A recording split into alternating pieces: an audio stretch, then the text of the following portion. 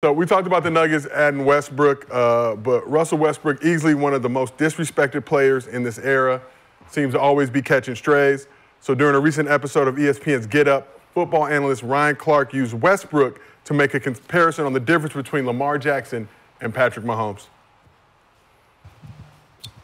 Lamar Jackson right now is like Russell Westbrook, right? We watch Russell Westbrook throughout the regular season and even in the playoffs have these great statistical games, have this huge impact on what teams are doing. But you remember when he and Dame Lillard went head-to-head and it got emotional.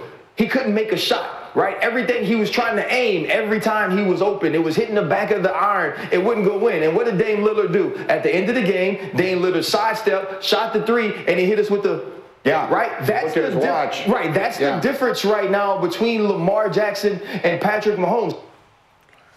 So after ESPN NFL posted the clip on their IG, Westbrook's wife Nina said enough was enough and offered this response. She said, "My goodness, just as a basketball fan, we couldn't even wait for the NBA season to start up before the Russell slander begins. This doesn't make any sense. Two, the only comparison to be made between Russell and Lamar are that they're both unicorns and amazing at what they do. Three, I've never met Ryan, and I'm sure he's a nice guy, but please stop.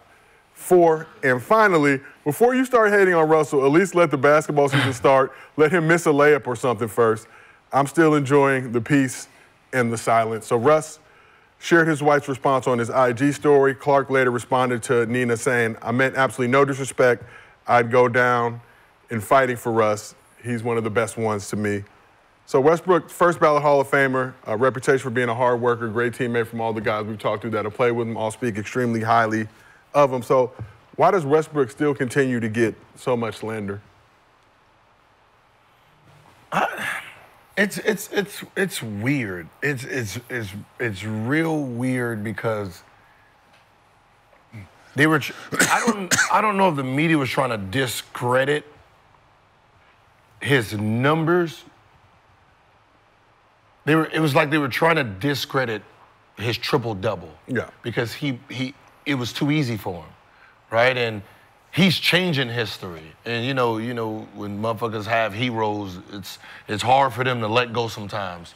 And I think while trying to say, hey, these stats ain't really real, right? You became disrespectful to the man who was doing it. Absolutely. Right? Oh, he's stat padding and start doing all that dumb shit when, if it was that easy, why isn't everyone trying it?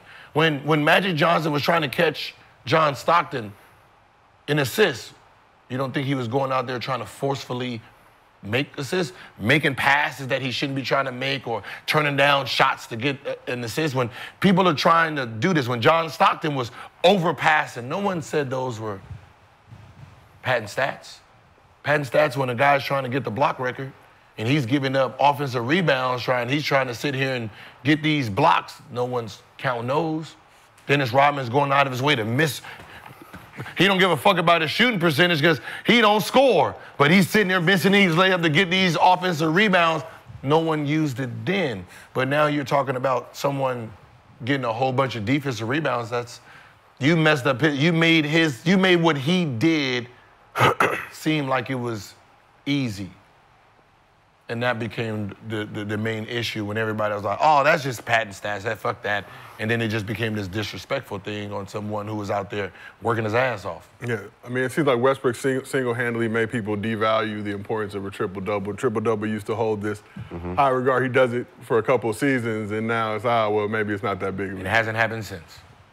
You think because he's not really media friendly, so they try to try to act like what he does ain't like that. No, that's what it is. It's the same thing where these same people are voting, same people are they got your legacy in their hands. So if you don't kiss their asses, they sit there and fuck with your legacy, and that's the big problem with sports. That if I don't kiss this person's ass, now he's going to write something negative towards me, and then he's going to spin it in a way because he has the platform to do it, and he has the voting right to do it. Yeah. It's that shit. It's confronting the fans. It's easy to paint a picture. It's easy. It seemed like that time with the Lakers really would kind of set it over the top. and As you guys know, Lakers Nation, they're going to come at anybody. It don't really matter. Because people picked a side, man, when him and the Kevin Durant thing. People pick sides. But Ryan Clark, that man sit at home mind his business, dog.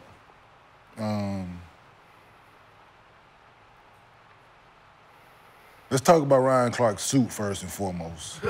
The color of that son bitch. Man, he looked like a pastor that's a scammer. Yo. Looked like he just be asking people on the late night show. That was it. You know? Look at that thing, fluorescent screen yellow. grab of... Isn't he? He's which one of them fraternities is he's in? He's in one of them fraternities. So let me see. It might be the alpha. I think he's an alpha. Look like a scammer. It might be an alpha. So that could explain the gold nature of that. But Russ mind his business, man. That man ain't did nothing but work hard and work his ass off. He's a noob. But yeah, shout out to his wife, man, for sticking up for him. She tired of it. I get it. I'm tired of it. She's funny though. She said, "Can we wait to at least make a?" Yeah. No, that's what it kind of makes it funny. He's a Kappa, I believe. He's a Kappa? Yeah. Okay. Look at that suit, bro. Look at this. Scammer. Where would you dig? He look like he take everybody money from church. He on TV a lot. He got to diversify his fits. I understand, and he normally dresses nice. No, Ryan Clark normally puts it on, but he missed with that one. Yeah, it happens. Yeah, it does. So, so is this after the loss? Now, okay, This was Friday after. So, was this Lamar Jackson's fault for the dude stepping on the toe that would? No, but it was a couple bad throws before that. Bad plays. Two bad throws before that. Before that? Yeah. Right before that. But he made the throw for game. The dude told you was on the line. So, but it was throws throughout the line couldn't block nobody. It was a lot going on. Who team is better? Last year's team, the Ravens was. And Kansas City went into Baltimore in the AFC Championship game and won. And Lamar didn't play very well? He didn't play well. Because he should have ran more than he did. Like, he should have played like he did. If he would have played like he did Thursday in the AFC Championship game, they would have had a better chance. See, sometimes this what happens with very, very high level players. They overthink, right? Like, he probably does this when he plays against Patrick Mahomes, he tries to conform to what Patrick Mahomes does, right? Oh, I'm outpass him, right? I'm gonna show everybody I can pass the ball too. Now you're playing his style, you're not playing your style, right? That happens a lot when you playing against I'm playing against Jason Kidd. I want to pretend I'm Jason Kidd now. Motherfucker, I can do this too. Shit, now I got 9 turnovers, 0 for 15, trying to fuck around and play his game, right? And sometimes as competitors, we fall into that trap where we try to match the other player's style, knowing that we're gonna be critiqued for it. When your dominance, the reason you are great is because of what you do. Right? He's doing what he's doing, you gotta do what you do. He's not pretending that he's you and he's gonna try to run for damn 100 yards. Right? And that happens a lot. And it seems like that's what happens with Lamar sometimes when he play against these pure quarterbacks. I don't know, he feels he has to try to conform to what they're doing to try to get the respect by. It's only one standard he's been held to, and that's Patrick Mahomes. Since they came in, they both got 2 MVPs. So he's been held to that standard, and like in that comparison. One got rings though. One's got 3 rings, the other one just so it's. If we do what we do, take away the rings, and who is regular season? Who's the better player in the regular season? Toss up. Okay, who's the best player without the championship game? Who's the best player in the playoffs? Patrick Mahomes. Okay. Patrick Mahomes. So playoff Patrick Mahomes is better, and then it's toss up and regular season. Regular season is a toss up. Okay. Yeah, because Lamar, I'm saying they got 2 regular season MVPs apiece. And can you, like you said, Lamar said that his legs felt way better in that Thursday night game than they did in the playoffs, and he was able to run like that. He echoed your statements to your point.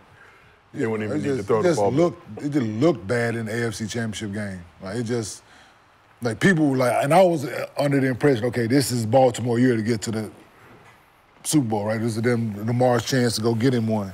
At home, because you've always had to go on the road to win a playoff game, which was tough. Now you got them boys coming to your house. People like that, you missed your opportunity. Yeah. Because them boys got better. Like Kansas City got better. Yeah. Like they got better. So, and this dude, when it's time, when the game on line, he don't make mistakes. Like Patrick Mahomes, when it get down them last 5 minutes, 4 minutes of the game, he not making mistakes. Okay. So he didn't came back and tied the playoff a game with 13 seconds to go on the clock, some shit like that. So had a couple timeouts, threw a couple outs, was able to kick a field goal with so he's He's pristine. He like that. He is like that. You ain't never watched the game? I said you ain't never watched him Yo, this motherfucker. Well, I'm a Rams fan. No, I'm saying. Rams fan. No, but he's nice. Yo, in the preseason game, the preseason game that he played in this year, nigga threw it behind. They ran a play. This man threw a behind-the-back pass, dog, in the game. They ran the play. Travis Kelce, they room him. He threw a behind-the-back pass, man, and completed it. Trying shit. Yo, so basketball player, huh? So he must play basketball. Yeah, he nice. He's a hooper. Yeah. He hooped too. They told him to stop. And he nice in golf too. Most quarterbacks. Yeah. Like most quarterbacks are. And nice most quarterbacks and too. shooters.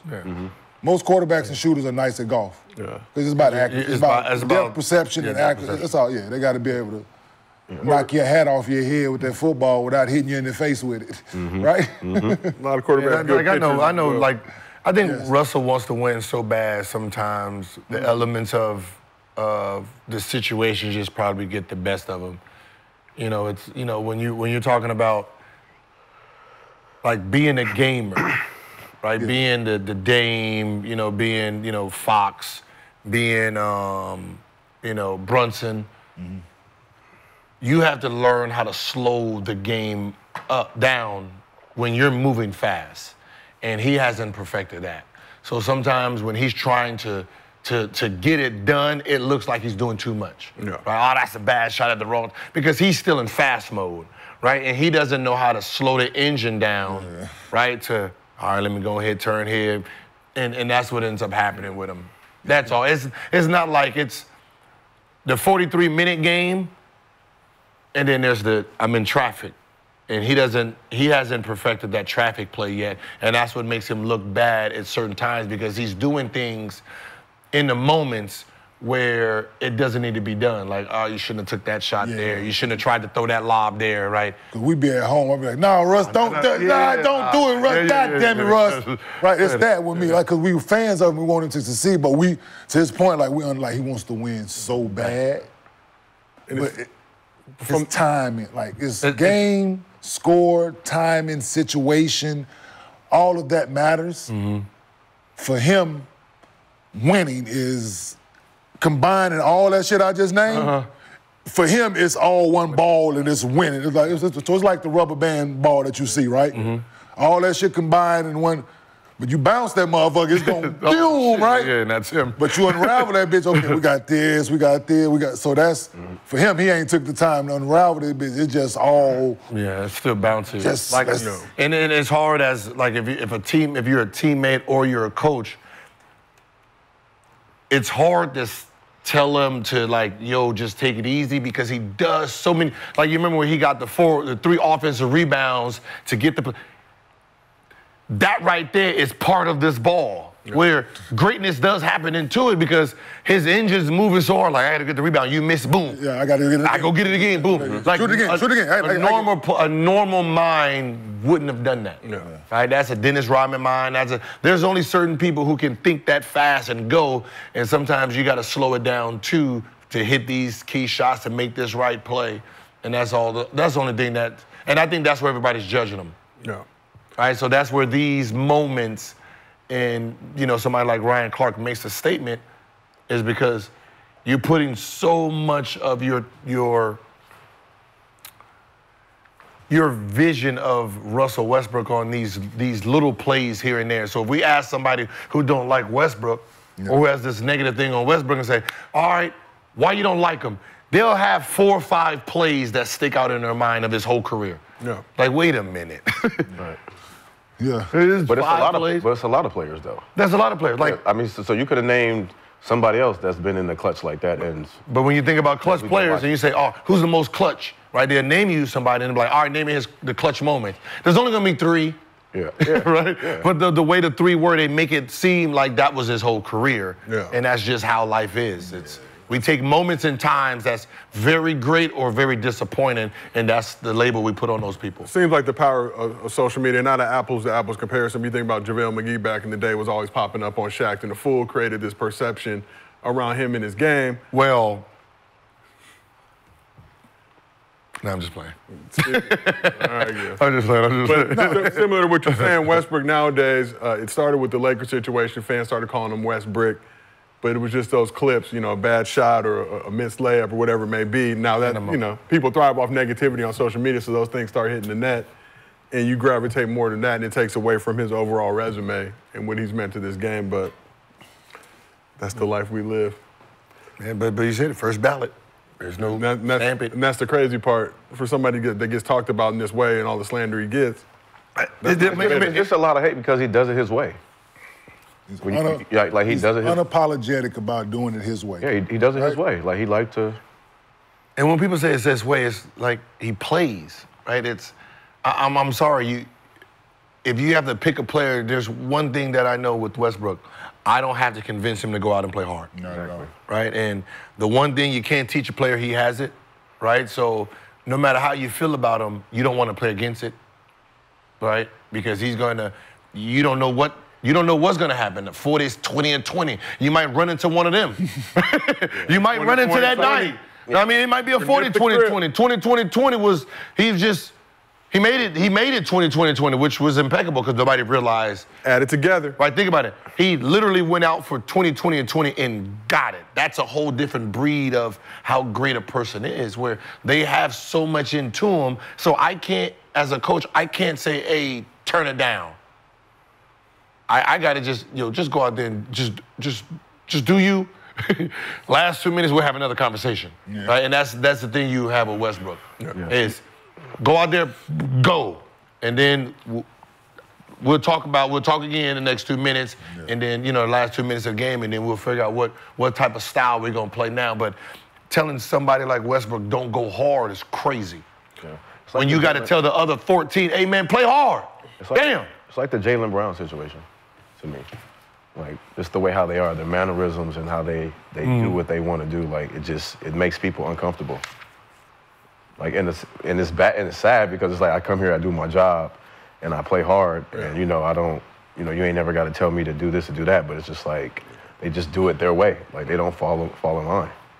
We talked about this a little bit earlier, but how much do you guys think Westbrook will move the needle for this Nugget squad, bringing that energy, bringing that style of play to this team? Without knowing, we know one thing: he's gonna make everybody accountable, going hard, playing hard, practicing hard. Even if they already do that, he's gonna turn it up another notch, right? He understands the pecking order, so there's not gonna be some ego coming in. He knows who teams this is, and he's gonna be cheering them on. And that's really all they need, right? In the playoffs, when somebody like Murray is out, a guy who has capability of giving you a triple-double, you have that, right? There's different things when you're talking about star players, having them as backups. You have a triple-double guy as your backup, which means if something goes down and you put him in, the capability of greatness is in him versus a backup guard who's never done it before. I'm not expecting this person to have a 10, 10, and 20 game because he's never had to. But I know this guy, like, with, let's say, Dwight Howard against Jokic. We know he's a 3-time Defensive Player of the Year. So him stopping Jokic, there's no surprise there, right? But we needed it. We needed all of that defensive player to stop him, and he did. And then from there, now Rondo coming off the bench doing some Rondo shit in the finals. Okay, we have Rondo doing that. That's what that's what this move is. When you need Westbrook to bring in one of those games in the playoffs, 2 or 3 for that playoff series to win one, he has the capability of doing it. Yeah, because when it's all said and done, you know you can put him out there. Yep. You know what you're going to get. He gonna make this, like you said, whether it's an offensive rebound, it's a charge, he might take a charge, he do it all, man. So you just... And he can give Jamal Murray rest on defense, too. Yeah. Picking up 94. At this point in my career, I'm just picking up 94. Well, let's keep this thing moving.